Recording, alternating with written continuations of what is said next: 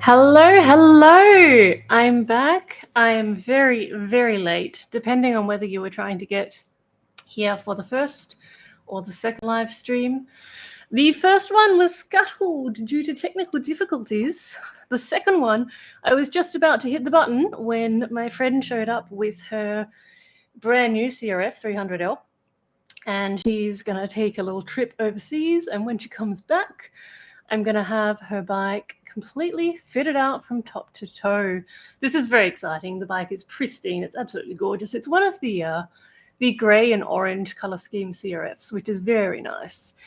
And I'm going to put all the protective gear on it and get it all kitted out for enduro because my friend is into dirt biking. So the best kind of friends to have, I reckon. And so, yeah. Gonna put on the skid plate, gonna put on the side frame protection, gonna change out the handlebars. I'm gonna see if I can track down some Renthal 996, the twin wall fat bars. I'm gonna put some really good handguards on it, probably some Acerbis Rally Pro. And then I'm gonna put her indicators. I'm gonna replace them with LED strips. So flashing LED strips, which are going to go across the front of her Barkbusters.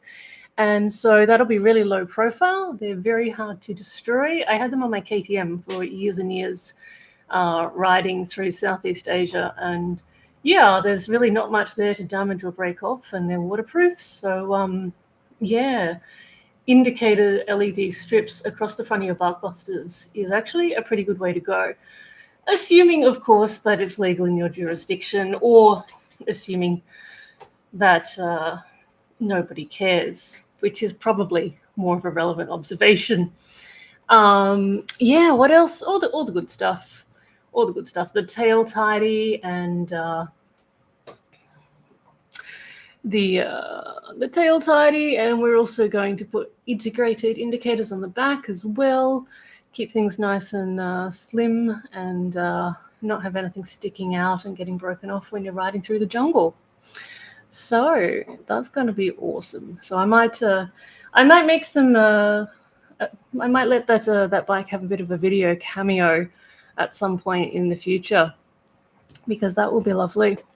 Anyway, so I'm here drinking coffee in northern Thailand. It's another day in paradise, and yeah, we're surrounded by motorcycles and planning more adventures. So let me know if you have any questions. I'm here for you. I'm also here to drink coffee, so I'm going to do that now. My coffee is actually kind of cold because I made the coffee, and then of course we went and talked motorbikes for 15 minutes, which was probably very boring for the friend who came along, who is not into motorcycles, but life is like that. I hope she'll survive the overdose of motorcycle obsessed talk for today. But it swings and roundabouts. It swings and roundabouts. Sometimes I go to parties and there's no one there who wants to talk about motorbikes, and what do I say? What do I do? It's a morose kind of situation. It is interesting how we build our personalities around the things we do, the things we like, our hobbies, such like. I mean, so much of my life is expressed through motorbikes these days. And I wonder how much of that is dependent. Like, if you took away motorbikes, who would I be? I'm pretty sure that I would still be myself, but I would just be having like slightly less fun in life. And I'm a big fan of having fun in life. Speaking of such things, speaking of having fun in life, I thought today I might run through some of the questions I've been asked over the years. So every now and then somebody will haul me in front of a classroom of teenagers and say, Grace, tell them about how to write blog posts, because first of all, this is very important for the The International Baccalaureate, there's actually a section of the final English exam which deals with text types, and blog posts are one of them apparently. So I get hauled in front of the kids to tell them how to write a blog. They read my blogs, and then of course the whole discussion gets hijacked and we talk about motorcycles. And they ask me some great questions. And I always mean to answer these questions. And sometimes you just don't have the time. So I've got a little pile here that I've collected over the years, and I'm gonna read some out, and I'll tell you what my answer is. The first one I have is, how do you decide what's next on your journey? This is a great question for motorcycle travel and for life. For motorcycle travel, very, very easy. I get up in the morning, I see what I feel like, and I look at the map, and I usually try and find the line on the map that is as uneven as possible. So if it goes through green, dense areas, it goes through steeply, closely aligned contour lines. If it squiggles like a snake across the landscape, that's where I'm going. I want the smallest, most uncivilized roads that I can find. And that's how I decide. Sometimes, you'll be talking to someone, they'll be like, oh, you should go up this place. And so that's where I go. And that was why it took me 3.5 years to ride my motorcycle from Australia to Thailand. It's really not a very long way, unless you go round and round in circles like I did. And I highly recommend it.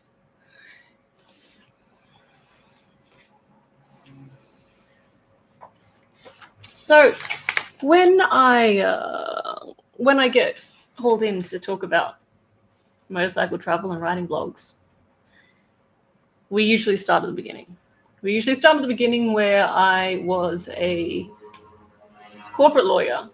I was a financial regulatory litigator.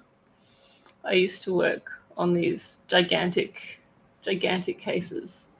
We used to call it trolley load litigation because there'd be so many filings, so much evidence that literally you'd need an army of paralegals to push the trolleys with boxes and boxes of paper.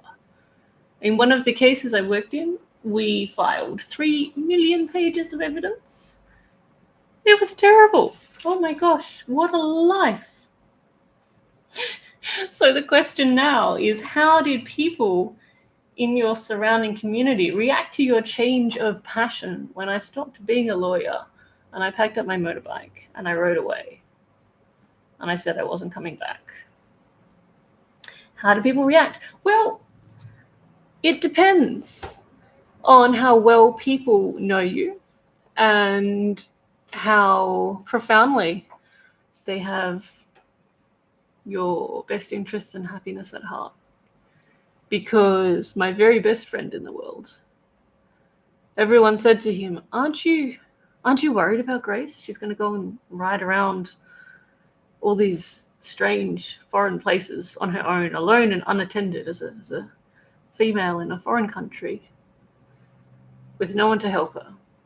Aren't you worried? Aren't you going to try and stop her?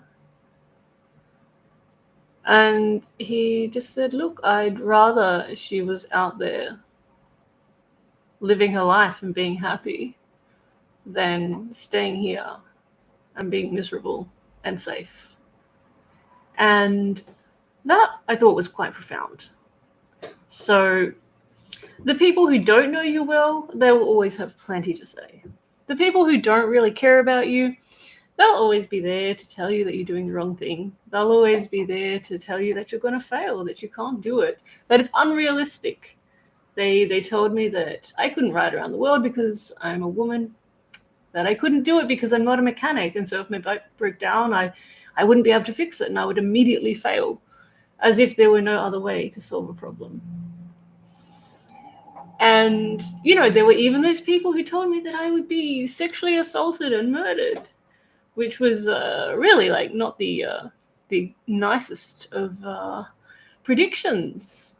And sure, the world is full of dangers, but actually, statistically speaking, I would have been more likely to be a victim of a violent crime if I had stayed home in Australia and made a sandwich than riding around on my own. So, criminology being what it is, statistics being what they are, it's an uncomfortable truth. But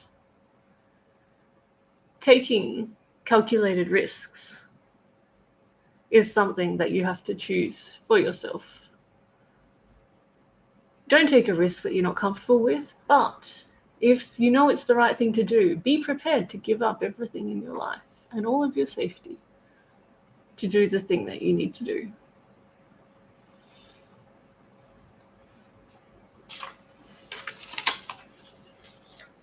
The next question I got was a great one. What is the fastest you've ever ridden a motorcycle?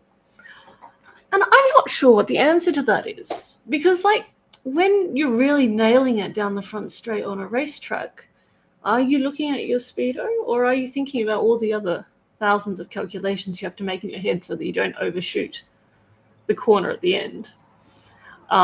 Probably the fastest was about 195, which is not that fast, but it was enough to remind me that I was alive.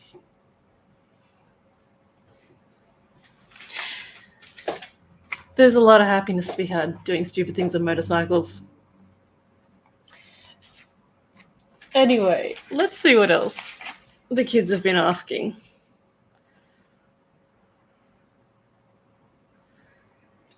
One of them asked me, they said, what was it like to be homeless? Because I explained, that I left Australia, I strapped everything on my motorbike, and I didn't have a home to go back to. I didn't have a family home or a place that I owned and rented out, or I didn't have anyone waiting at home for me. And so, yeah, that was my whole life on the bike. I had my tent, I had my a little bit of cooking equipment, I had my possessions such that I could carry, and that was it.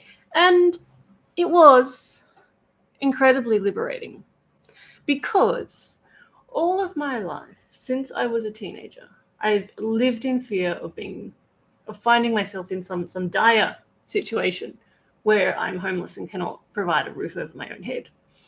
When I was a teenage runaway, this was a reality for a little bit, and it was very, very challenging, and it scares the life out of you. So, as an adult, I've carried this fear with me for a long time. And this is actually one of the reasons why I spent 10 years of my life becoming a lawyer, because I figured that I needed financial security, because no one else was going to put a roof over my head. I better do it myself, and I better find a good way to do it myself. I better find a way where I could build up enough resources to always have a safety net, because ain't nobody else going to do it. So that was why I ended up being a lawyer. But here's the thing, you can't live your whole life in fear. And so instead of, I hit my wall. I hit my wall. When I was 27, 28, I was a lawyer. I'd been working for a couple of years. I was completely burnt out. I was completely over the legal industry. I was completely over my life. I'd done all the things that people said I should do to build a good life. I'd gotten a good job for a good law firm and a good qualification and all those things. And I was miserable. I was absolutely, indescribably miserable. And so I changed it. But the risk was that I walked away from all that security that I had been building up for all those years. Everything that I had been working towards was a fear-motivated drive towards financial security. And I realized that if I wanted to not be miserable, I would have to suck it up and give it up and start again. And there's this saying, and let me find it so that I actually say it correctly. It's from George Orwell. Down and Out in Paris and London. It's a great book. It's a gritty book. It's a book I felt that I could relate to somehow. Something about the grime and the decrepitude of your life and still having the spirit within it. Anyway, so the quote is, the dogs. It's about the dogs. The dogs have arrived. The dogs are here. Here we go. This is it.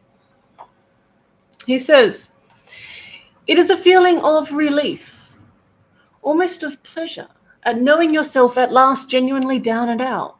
You have talked so often of going to the dogs, and, well, here are the dogs, and you have reached them, and you can stand it. It takes off a lot of anxiety. And I could not have said that better myself.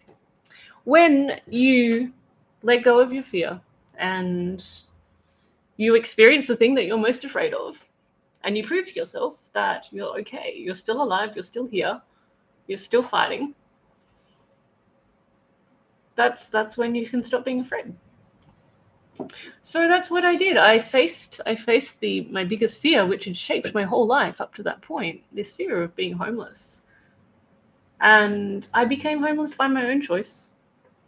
And, I was obviously very privileged in the way that I did that. I had a cool motorbike and I had a cool adventure to go on. But it was momentarily terrifying. And there were times, when I couldn't find somewhere that I felt safe sleeping. And I would think to myself, what have I done? Why did I do this to myself? The thing I fear the most. Why did I do this to myself? And then I would realize I can stand it. I would realize I've been down before and I've gotten back up again. I already know how to do this. I've done it once and I'll do it again. So being homeless was actually a very reassuring experience because I survived. So I don't need to be afraid of it anymore.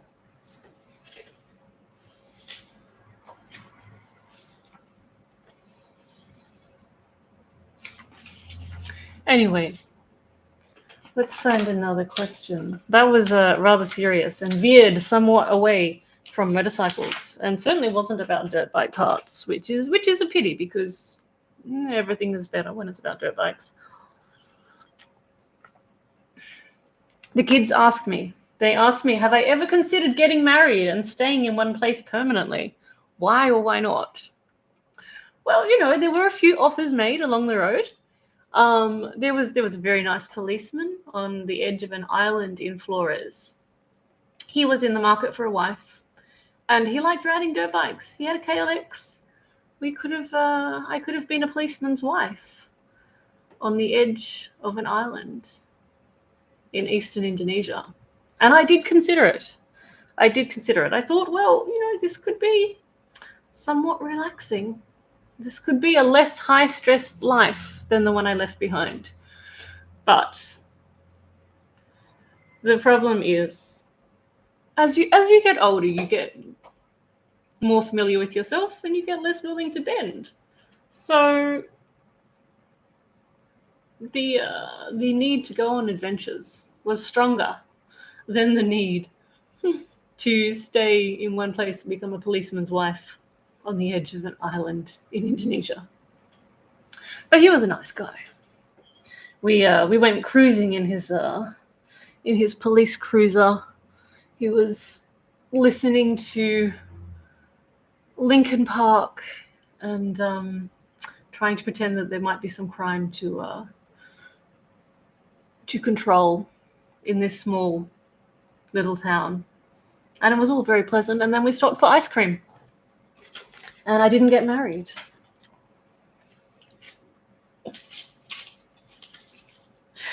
Let's see what else they asked.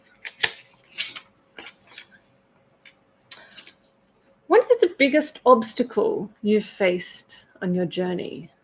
Well, that's a very good question. The biggest obstacle?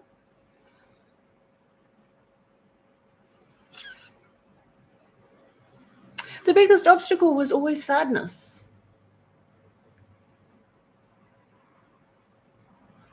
Because if you have happiness and joy and friendship and community, you can solve the problems that come at you. But the moments when you're sad, they're the moments when you're less powerful. And so the only thing that really threatened to be my undoing on this 3.5 years as I was riding around was the moments when I felt sad. And those were the moments when I was vulnerable because I wasn't strong, I wasn't fighting. And it was the moments when people could take advantage of me. It's a great hazard.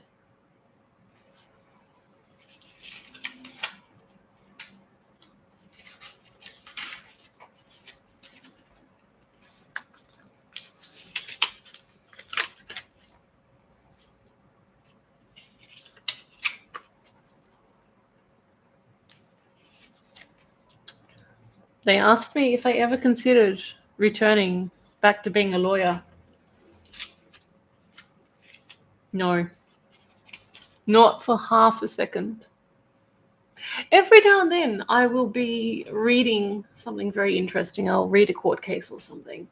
And I'll just be caught up in the intellectual joy of the mental gymnastics of law. But this is something that is much more fun when you don't have to do it for your job. The greatest way, this is actually an interesting contradiction. They say the greatest way to ruin a passion is to make it your job. But I've now made motorcycles my job and I show no signs of hating them. So I don't know how true that's going to be.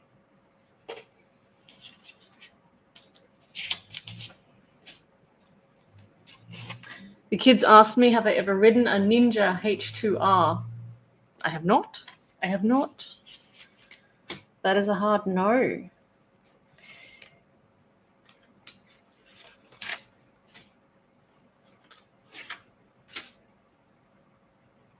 So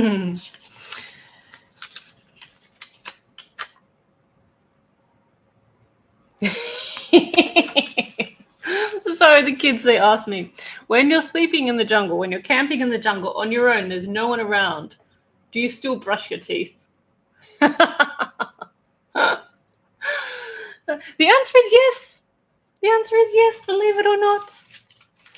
Don't need those crusty furry teeth in the morning. Oh my gosh, I love it. I love the way they're thinking. All right. So, we don't really have anyone here asking questions about dirt bike parts today. And I have chatted enough about the emotional ins and outs of my journey in response to these questions from the kids. But, John, the kids. So these kids. So I was hauled in front of a class of teenagers and asked to speak about how to write a blog post. But as you can imagine, this quickly degenerated into talking about the topic of my blog posts, which is traveling around by motorcycle and being a electively homeless person all the way across Southeast Asia. So that's who the kids are. This class of these kids, they come from an international school. They're international backgrounds. A lot of them are from China. A lot of them are Thai. Plenty from Burma, from all around Asia, actually, and and a few kids from Europe and America as well. Quite the eclectic mix. But they were very interested in family and relationships. The things they kept asking me was, did your family support you? Were your family worried about you? Did you let it stop you? Yeah, so I quite often go and talk to classes, or sometimes I still log on to Zoom calls with kids from islands in Indonesia where I visited years ago on my travels, and I sort of help the local teacher run some English classes there online, because in some of these more remote places, the kids are not used to hearing native English speakers, with various accents. They're not used to having a conversation with someone who's a native English speaker. And so, yeah, I make myself available for that kind of outreach, because the thing is, I was this lost soul wandering across Asia on my motorbike, and these people took me in and gave me a home. And they gave me a home in the sense that they showed me that there's more than one way to do life. And then once you figure that out, the world is your oyster. So, yeah. Anyway, I think that's probably about it, but let me know if any other questions. Otherwise, I shall go and make myself some hotter coffee than the one I have now, and I shall sell some more dirt bike parts, and maybe finish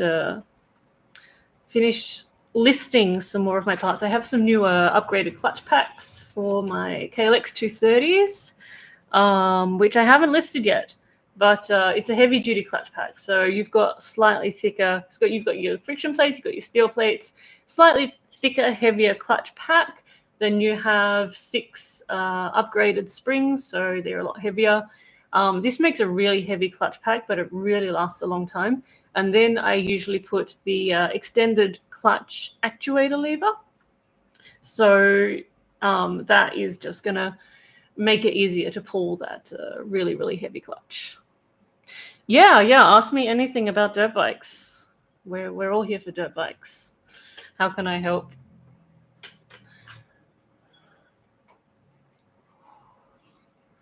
But yeah, so the clutch actuator lever is pretty important, because, all right, what's that question? Lowering the seat height on a 2023 KLX 230 SM.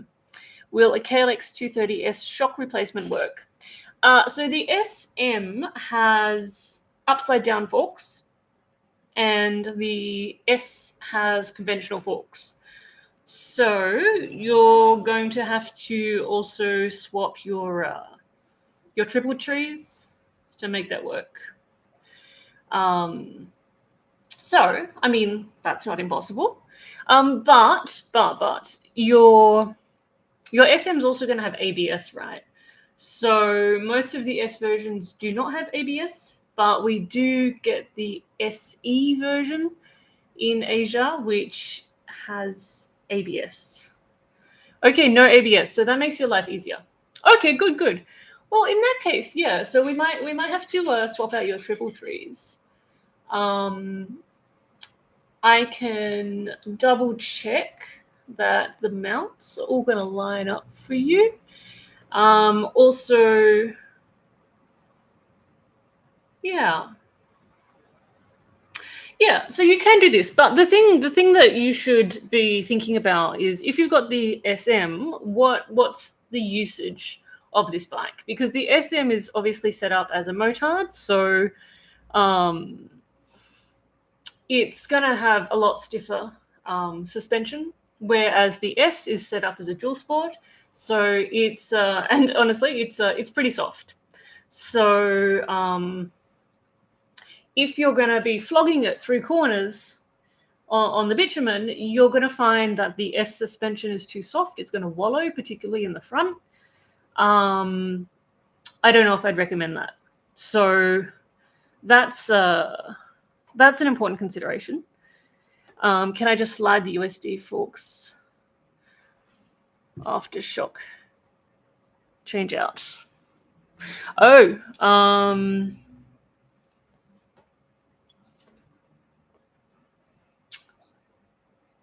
it's gonna change your steering geometry.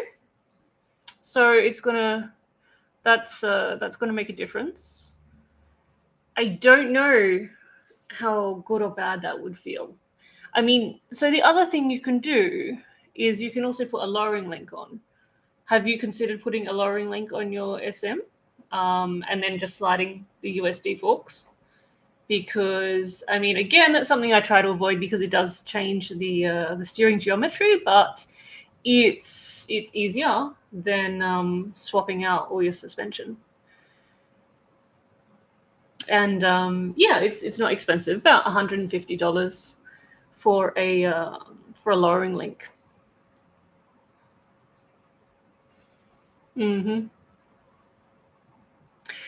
Yeah, because if you're, I mean, a lowering link would probably be better if you're riding on road, because like I say, I think that the S shocks are just going to be too soft for that. And then you would just find them too soft on road. Yeah, so definitely I go for the link. I go for the lowering link. I do have an aftermarket rear shock.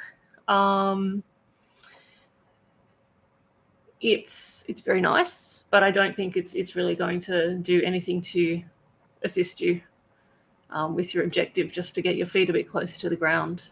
I'd be trying the lowering link, and like you say, slide those fork tubes to just level it off a little bit. Yeah.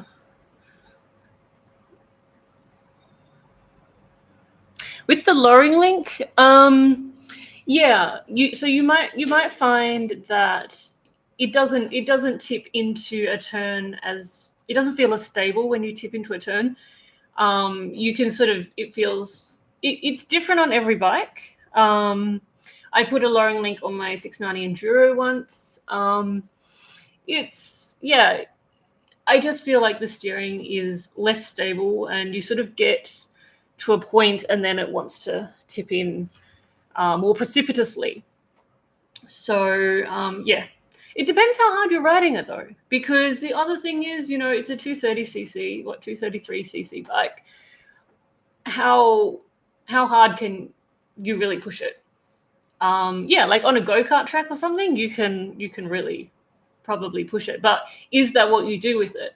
Because if that's not what you do with it, and you just want to be able to get your foot down a bit more, then probably don't worry too much.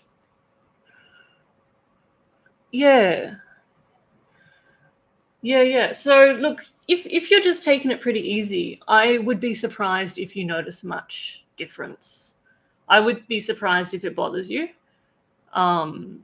Yeah, by all means, I would just chuck a lowering link on it, drop those fork tubes a little bit to compensate, and just see how it feels. Because the other thing is, if it's feeling a bit divey, you might want to raise up your triple clamps on your forks a bit again, and things like that. So yeah, let me know if you want me to send you a lowering link. We have the Zeta adjustable lowering links here, but there's a whole bunch of them around. And yeah, the lowering link is on the High Volt Spares storefront. I think it's actually the last thing on the page for KLX 230. I don't have a photo of it up there. It's not something I sell a lot of, but yeah, I actually just sold one yesterday. So yeah, they're there. It's around $150 including shipping, and yeah, I think that sounds like what you need. You're very welcome. Thank you very much for dropping in. I appreciate it. I really do. And let me know if there's anything else I can help with. Lead time. So depends what color you want. If you're happy with red, I have red in stock. And so I can get that to you in about a week. Where are you located? Are you in the States? Are you in America? So yeah, I can get it to the States in usually about 5 business days. Yeah, good. Okay. Yeah, no, I can get you a red link to Florida in no time at all. That's easy. It'll be I'll send it by express courier. So the last bit of delivery to your door will be by UPS, and yeah, be with you soon. Yeah, so I'm out of stock on the black, but I've got the red. But I think the red's very nice, but not that you can see much of it unless you really like stick your head underneath the bike anyway. So yeah, that should do the trick. All right, let me know how you go, and if you do decide to swap forks and you need new triple trees or something, you can let me know, and I can certainly get that. I can get the triple trees for you, and if anything needs modification, I can arrange that too. I have my people. All right, I am gonna go and make some more hot coffee, unless anyone else wants to talk more about dirt bikes. I think my camera's about to die as well. And so I guess it's a natural termination. Thank you very much for joining me, and have a lovely evening. I'll see you later.